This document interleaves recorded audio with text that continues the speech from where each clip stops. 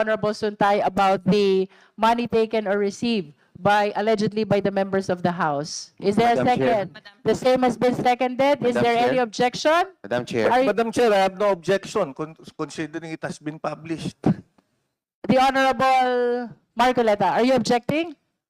No, ma'am. In fact, I'm appealing to Let us resolve first the motion. reinstate the. So you are objecting. No, I'm appealing to reinstate the remarks earlier made by. The motion Honorable is Suntay. still pending. It's not yet resolved. If there are no objection, I cannot object. then the chair approves the motions to strike off from the record the manifestation about the money allegedly received by the House members from the manifestation of the Honorable Suntay. So ruled. Honorable Marcoleta. Madam Chair, I'd like to appeal. I think the remarks earlier made by Honorable. Is that a motion for reconsideration? It's more of a manifestation. Okay, please manifest. Opo. The earlier remarks made by Honorable Suntay is an appeal for objectivity, impartiality, insofar as the proceedings of the Justice Committee is concerned. Ang binanggit po niya, if we will, no offense to the most of the members of the Justice Committee, there are 25 House members named in the affidavit of the 18 ex-Marines, 25 names, which comprise around 1/3 of the membership of the Justice Committee here, all present. The Honorable Marcoleta is likewise reminded to confine the manifestation to the relevancy of the current impeachment I proceeding. think it's very germane, ma'am, because we will, it boils down to the objectivity and impartiality of the members. Honorable Marcoleta, we have not reached even the determination of sufficiency in form, and the chair has stated already that the Justice Committee is assured of the impartiality of the chair, including all the members. I think that is premature for us to discuss on the partiality when we haven't heard any of these impeachment complaints. So unless the manifestation has relevance to the current impeachment proceeding, the Honorable Marcoleta is requested to cease from making manifestation outside the subject matter of this impeachment proceeding. Madam Chair, with due respect to the 25 members who were mentioned in the affidavit, Honorable Marcoleta, you are reminded by the chair already to confine to the subject matter of this impeachment proceeding. If you continue to make a manifestation outside the subject matter, we will be ruling you out of order. With all due respect, Honorable Marcoleta. I submit to the wisdom of the chair. Thank you. We shall now proceed to the determination of sufficiency in form. For the guidance of all the members, in determining sufficiency in form, we will be dealing with the following questions. Number 1, whether the impeachment complaint was signed. Number 2, whether the impeachment complaint was properly verified. Number 3, whether there was a proper endorsement by a legitimate incumbent member of the House in cases filed by citizens. Number 4, whether it was included in the order of business within 10 session days and referred to the proper committee within 3 session days. Number 5, whether the impeachment complaint is compliant with procedural formatting and jurisdictional requirements. And last, whether the impeachment complaint complies with the 1-year bar rule. We will be holding our deliberation one impeachment complaint after the other, beginning with Castro et al. Impeachment complaint, followed by Father Saballa et al. Impeachment complaint, and finally by Cabrera impeachment complaint. After all the deliberations are concluded, the justice members will be proceeding to vote again one after the other impeachment complaints. Madam To Chair, begin with, Madam Chair, I was about to call you Honorable Tino. What is the pleasure of the Honorable Tino? no, a parliamentary inquiry based on the pronouncement of the chair as to the scope of determination of sufficiency in form. In our rules, malinaw po, a verified complaint for impeachment by a member of the House or by any citizen upon a resolution of endorsement by any member hereof shall be filed with the office of the Secretary General and immediately referred to the Speaker. An impeachment complaint is verified by an affidavit that the complainant has read the complaint and that the allegations therein are true and correct of his personal knowledge or based on authentic records. So those are the parameters for determining sufficiency in form. My concern, Madam Chair, is that the Chair mentioned additional matters such as, for example, whether or not the filing of the complaint complies with the 1-year bar. Wala naman po sa explicit rules on impeachment iyon. And in fact, let me note that the 1-year bar applies to an impeachment proceeding, not the filing of a complaint, but the initiation of an impeachment proceeding. No, kaya po nagtataka lang po tayo bakit nadagdagan po ng mga kailangang i-determine ng committee ito at this point when the rules are very clear. We only have to deliberate whether or not the complaints are verified and whether endorsed by a member of the House, Madam Chair. Before the Honorable Flores respond to the manifestation of the Honorable Tino, we would like to recognize the Honorable Micah Gonzalez, Deputy Majority Leader, the Honorable Ana York P. Bondoc from the 4th District of Pampanga, and the Honorable Ramon Rodrigo L. Gutierrez from the One Rider Party List. The Honorable Flores is recognized. Thank you, Madam Chair. Madam Chair, tama naman po yung sinabi ni Congressman Tino na hindi siya specifically mentioned yung timeliness. But I think it should be part of the consideration in determining for Madam Chair kung timely nga ba yung pag-file ng isang impeachment complaint. Because it would be useless for us to consider any impeachment complaint that was filed within the 1-year bar period, Madam Chair. And I think it is important that we determine it together with the other formal requirements of the impeachment complaint na dapat nga may, kung ako nga lang ang masunod, dapat part of the verification should include a statement that this complaint was filed na outside of the 1-year bar rule if there is any. Because it would be, again, useless for us to determine the validity of the form if we know for a fact that it was filed well within the 1-year bar rule, Madam Chair. Madam Chair. All right? The Honorable Tino? Madam Chair, if I may, the Constitution itself says, with respect to this 1-year bar, that no impeachment proceedings shall be initiated against the same official more than once within a period of 1 year. So it speaks of initiation of impeachment proceedings within 1 year being barred. No, proceedings. Hindi po sinabing filing of complaint. And it is very clear in our own rules and in jurisprudence that an impeachment proceeding is initiated not by the filing of a complaint, but by referral of plenary of the complaints to the Committee on Justice. Hindi po ba malinaw yon, Madam Chair? So, kaya po, tingin ko, bakit po ginagawang issue ang hindi naman issue? The Constitution, yan po ang pinakamataas, no? Nagsasabi, ang barred for 1 year is the initiation of an impeachment proceeding, not the filing of a complaint. The filing of a complaint does not initiate a proceeding, Madam Chair.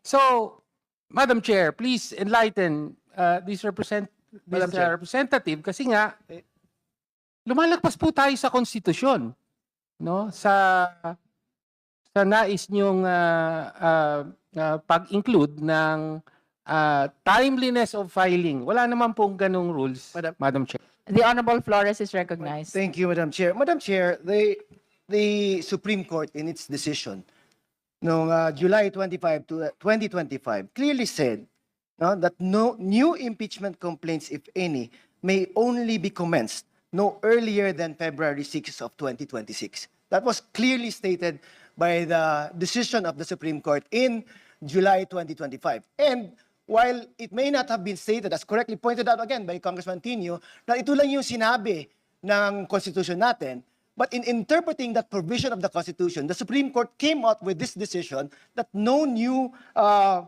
complaints may be commenced no earlier than February 6 of 2026.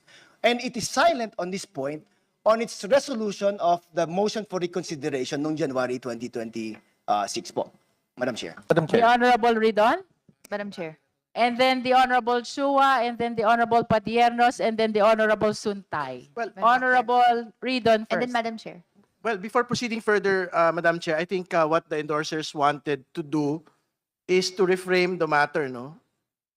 That we should not discuss it as part of sufficiency in form. But, and if this is not the situation that they want to find themselves in, I think we have to discuss it as a threshold question. And whether or not their filing is actually barred based on the Supreme Court decision and all other relevant constitutional provisions and rules of impeachment proceedings, no? So is that the pleasure of the endorsers, Madam Chair? To May determine this as we a- request the Honorable Tino to confirm whether your concern is only to consider the compliance to one-year bar rule as a preliminary matter instead of including that in the determination of sufficiency in form? My position, Madam Chair, is that the question of timeliness is not relevant at all to these proceedings because the initiation of the impeachment proceeding is well after the so-called one-year bar. no? Nonetheless, Based not on the original decision of Duterte versus House of Representatives, but on the ruling on the motion for reconsideration. No? So, and Madam Chair, perhaps I will just for clarity, Honorable Opo, Tino, would you Madam like Chair. to discuss the one-year prohibition period prior to our determination of sufficiency in form? Oo.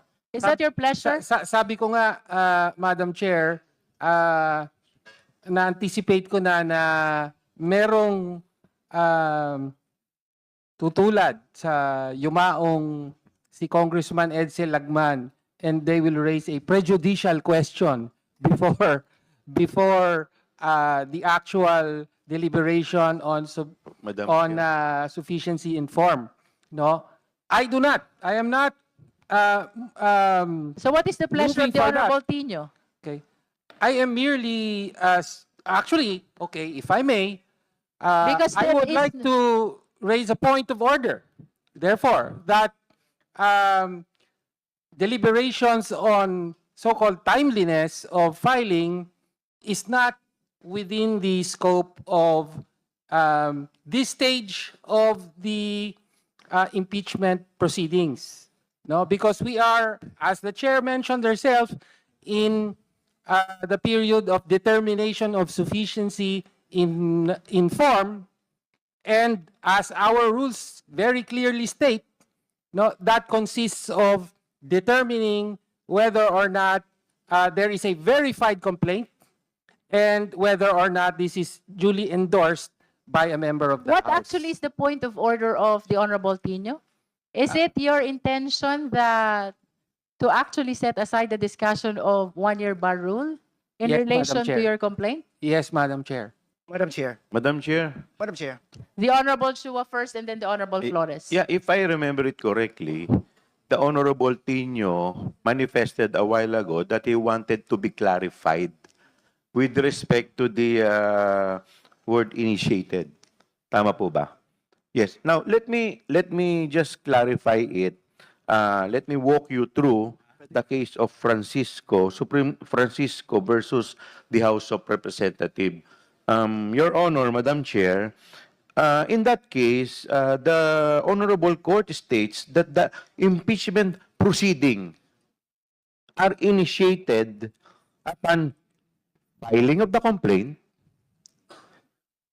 and or resolution and its referral to the committee. Therefore, there are two acts that should be followed. First, the filing of the complaint. That's why the filing of the complaint is also necessary because that will determine the 1-year bar rule. That is included in the determination of the 1-year bar rule. Now, as already manifested a while ago, already expounded or explained by the Honorable Vice Chair Flores, that in the first decision of the Supreme Court, it stated expressly that no impeachment complaint should be filed earlier than February 6. And in the second decision, there is no such express statement from the Supreme Court. There is this so-called statutory construction between two conflicting laws, one express and the other one implied. The express should follow. Now, having said that, Your Honor, I believe that it is mandatory and it is necessary that we should first determine if this is filed within the 1-year bar rule. Why? Otherwise, this will all be inutile, useless, if eventually this will again be used in the court to question the legality and constitutionality of this first impeachment complaint. Thank you, Madam Madam Chair. Chair. Chua, is it Madam your Chair. intention to Object. hear the discussion on 1-year compliance prior to the determination of sufficiency in form? Yes, Madam Would Chair. you like to raise a motion to that effect? Yes, I would like to move that we discuss the 1-year bar rule prior to the determination of form and substance, Madam There is a Chair. motion to discuss compliance to 1-year prohibition period before we proceed to the determination of sufficiency in substance. Do I hear a second? Is there any objection? Hearing none, the motion is approved. We shall now open the discussion as to the compliance to 1-year prohibition, but in doing so, we will do it one complaint after the other. To start with, we are calling the endorsers of the first impeachment complaint to manifest their position with regards to their compliance to the 1-year prohibition period. A quick manifestation only, because I understand that you have made ample discussions already on that in your sponsorship speech. The Honorable Ko is recognized. Madam Chair, although Madam Chair, I'd like to clarify that in our sponsorship speeches, we have not yet taken into consideration the 1-year bar rule. So I'd like to manifest and be able to provide some opportunity to explain po. Yes, please proceed. Thank you, Madam Chair. Madam Chair, it is the position of this representation that the first impeachment complaint, Castro et al., and as endorsed by the representatives herein, respect the law that has been provided already. It is in full compliance with the Constitution and is not within and is not violative of the period of the 1-year bar. I'd like to walk through the different rules and proceedings that are applicable. Firstly, the Constitution provides the overarching framework. Article 11, Section 3, subsection 2 provides that a verified impeachment, complaint for impeachment may be filed by a citizen upon a resolution or endorsement, and it shall be included in the order of business within 10 session days and referred to the proper committee within 3 session days thereafter. Gusto ko lang din i-point out that Article 6, Section 16, subsection 3, generally provides then the framework that each house may determine the rules of its proceedings, including the House of Representatives. That's why po may House rules tayo, may specific rules tayo on impeachment proceedings na sinusunod po natin ngayon. To supplement, Francisco versus House of Representatives provide. It says that the initiation takes place by the act of filing and referral or endorsement of the impeachment complaint to the House Committee on Justice, etc. So, Also in response to the argument by the Honorable Representative Joel Chua earlier, which says no, that there are two acts, no, filing and referral, that's true. Pero kung titignan din naman natin sa praktikalidad, no, titignan natin yung date, no, ano ba yung material date dito, it is the referral. No, dito po, here and in other instances, tinitignan kung kailan po nagkaroon ng pagsisimula ng 1-year bar period. No? And so according to Francisco, sa pag-alam kung kailan magsisimula ang 1-year bar, the pertinent date is referral date. Dinigdagan naman po ito ng Duterte versus House of Representatives just this January 2026. Nire-affirm niya ang Francisco versus House of Representatives and ruled further. No, meron pong 2 other instances kung saan may, for the purposes of initiation of the 1-year bar, kinonsider. Yung una, yung discuss na sa Francisco, yung referral to the Committee on Justice. And I am quoting here, no, the 4th point of Duterte versus House of Representatives of 2026. This is in pages 4 and 40. No? Number 1, referral to the Committee on Justice. Number 2, it is properly verified and endorsed by a member, and it is not put in the order of business or referred to the proper committee within the constitutional periods. Number 3, properly verified and endorsed siya or properly referred to the committee but has not been acted upon by the House upon its adjournment sine die. So, kung may filing na pero hindi nasunod ang constitutional dates na dapat nasa order of business na within 10 session days o page 30 provides that the respondent House had until January 14, 2025 to include the complaints in the order of business and until January 21 to refer to the proper committee. I'm talking about po yung naging 19th Congress impeachment proceedings. Kung nalagay po ito sa order of business noong January 13 no, or 14, yun po yung limit, hindi po sana matitrigger yung B kasi magiging proper yung referral. Pero hindi ito nangyari. Nangyari lang po ito noong February 5, 2025. Kaya starting January 15, 2025, batay sa desisyon ng Korte Suprema sa Duterte versus House of Representatives, naging non-compliant with the constitutional periods ang impeachment proceedings, thus triggering the 1-year bar rule. Dahil po dito, Madam Chair, na-observe natin tong 1-year bar period. And then, February 2, 2026, final ang Castro et al. Complaint, 1 year and 18 days after January 14, 2025. No, ang 10th session day matapos ang filing ng impeachment, first impeachment noong December 2, 2024. So therefore, hindi po ito barred. Ni-refer naman ang mga impeachment complaints na ito on February 23, 1 year and 27 days after January 14, well beyond at lagpas-lagpas na sa period of the 1-year bar. It also bears mentioning na pasok ito sa constitutional periods. The first filing was on February 2, and 8 session days after, on February 23, pinasok ito sa order of business at ni-refer sa House Committee on Justice. No, and also responding to the earlier argument no, that they may specific citing of a date in the Duterte versus House of Representatives 2025 decision, and then na silent po ito no, sa 2026 decision. If we look at no, kung ano yung nakalagay po doon sa pag-rationalize ng court, no, ano na yung bagong impeachment, ano na yung bagong rules no sa bar na i-observe or sa period ng 1-year bar, no, ito po ay overturned. So I'd like to emphasize no, we are in the ambit of essentially letter A of Duterte versus House of Representatives now. No, and yung filing po ng 19th Congress falls under letter B, no?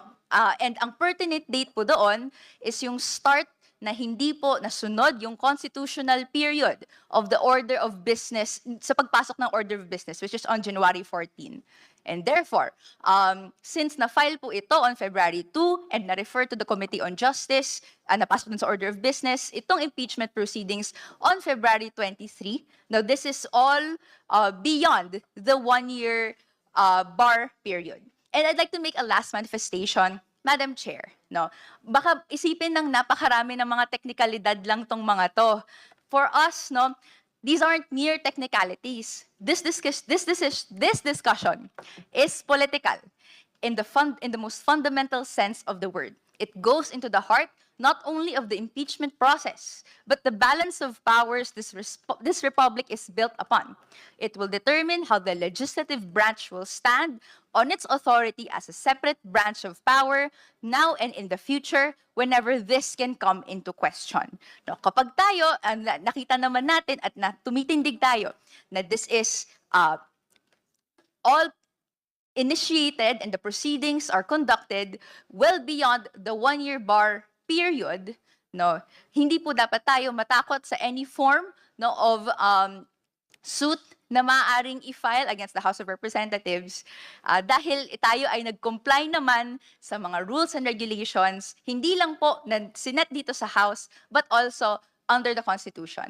That's all, Madam Chair. Thank you very Madam much. Chair. Madam Chair. Thank you. I understand that the position of the endorser, Honorable Ko, is very comprehensive. So may I manifest that the same is adopted already as the position of the two other endorsers. No? Madam Chair. Madam Chair. Madam Chair. At this juncture, we would Madam like to Chair. recognize Honorable Chua and then Honorable Rodriguez and Madam then Chair. Honorable Sunta. Thank you, Madam Chair. Thank you, Madam Chair. Just a quick manifestation, Madam Chair. Hindi naman po tayo natatakot. We would just like to exercise circumspection. Gusto lamang po natin mag-ingat. Lest, ganun na naman po mangyayari. After what happened in the last impeachment complaint, baka mamaya, wala na naman po mangyari dito by sheer technicality. Now, having said that, Madam Chair, when we interpret the decision of the Supreme Court in Francisco, we should interpret it as a whole by including the filing. Hindi naman po sinabi dito na or eh. Ang sinasabi dito, filing and referral. So ibig sabihin po nyon, one, hindi po natin po pwedeng i-consider yung isa nang wala po yung isa. So dapat po yan, pag kino-consider po ninyo, para po yung kambal. Lagi po yung magkasama. Yun lamang po, Madam Chair. Thank you po. Thank you. Madam Next Chair. is the Honorable Rodriguez. Thank you, Madam Chair. The Honorable Erice will be called after the Honorable Flores. Honorable Flores is number 6. But before we proceed, just for the guidance of everyone, the first impeachment complaint was filed on February 2.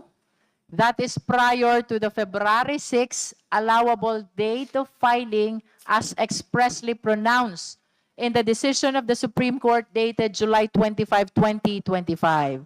The issue, therefore, which we are deliberating upon is whether or not the first impeachment complaint is in compliance with the 1-year prohibition period. The Honorable Rodriguez, you may proceed. Madam Chair, the four pertinent dates on the impeachment complaint in 2025. It's first, February 2, the first impeachment complaint. December 2. Next, December 4. Next, December 19. Supreme Court decides February 6. However, Madam Chair, in that motion for reconsiderations which we have read, clearly that particular February 6 had been modified because a later decision like an MR will therefore be able to amend and repeal whatever has been stated if it's in conflict with the recent decision. And that is the motion for reconsideration. And therefore, in this case, having read the decision and stated by the Honorable Rene Co, that there was a problem in the 19th Congress because there was no referral and the following of the constitutional provisions and the cases and the case of Francisco versus House of Representatives. And so therefore, in that particular case, the Supreme Court in fact said that the impeachment, the dates that are in the Constitution should not be session days, but calendar days. Well, in that case, Madam Chair, it is also an overreach. Because by December 19, we're having a break. So we are right, the leadership is right now, considering that we should only count session days. We will not be calendar. Otherwise, if that was the case, then we will therefore there's no more chance to be able to refer that. But the situation is, I may not agree with January 15, but if you will compute when you resume, considering that there will be 10 days, then the period will end in the last week of January if we count on calendar, on session days. Therefore, the filing on February 2 is within the time after the 1-year bar. So it has elapsed either February 15 or January 30. February 2 is therefore a correct timing to file the decision, to file the complaint. Therefore, on the issue of threshold, Congressman Ridon is correct. This is a threshold issue because the Constitution and the jurisprudence on Francisco is written in our rules because that is the Constitution, the highest fundamental law of the land and the highest court. And so therefore, Madam Chair, clearly the February 2 filing is within the constitutional provisions. Thank you, Madam Chair. Thank you, Honorable Rodriguez. Next in line is the Honorable Suntay. Thank you, Madam Chair. Well, I would like to agree with the opinion of my esteemed colleagues, Congressman Chua, and our Vice Chair, Congressman Flores. Initiation and commencement are two distinct things. An impeachment complaint is commenced by the filing of the complaint. Kung wala yung complaint, there is nothing to commence. Under the ruling of Francisco, initiation is a two-step process. First, the filing, and then the referral to the Committee on Justice. The 2025 decision was very clear. No impeachment proceeding may be commenced. Commenced yung ginamit na salita, hindi initiated. So, what is commenced? As I mentioned earlier, the filing of a complaint commences the impeachment proceeding. So, very clear then that no impeachment proceeding may be commenced prior to Feb 6. Meaning to say, yung Feb 2 was clearly filed out of within the 1-year bar period.